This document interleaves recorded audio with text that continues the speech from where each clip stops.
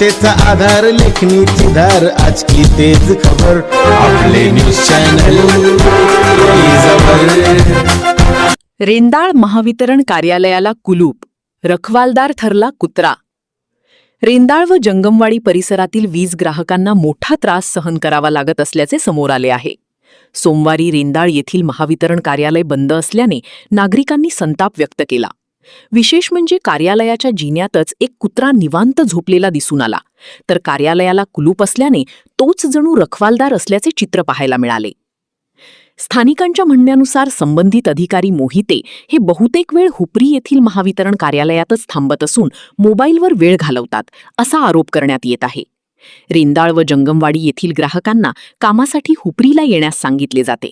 मात्र प्रत्यक्षात रेंदाळ कार्यालयात आलेल्या ग्राहकांना कुलूपबंद कार्यालयामुळे निराश होऊन परत जावे लागत आहे.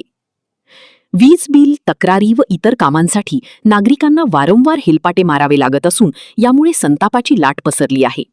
प्रशासनाने याची तातडीने दखल घेऊन संबंधित अधिकाऱ्यांवर कारवाई करावी, तसेच रेंदाळ कार्यालय नियमित सुरू ठेवावे अशी मागणी नागरिकांकडून होत आहे.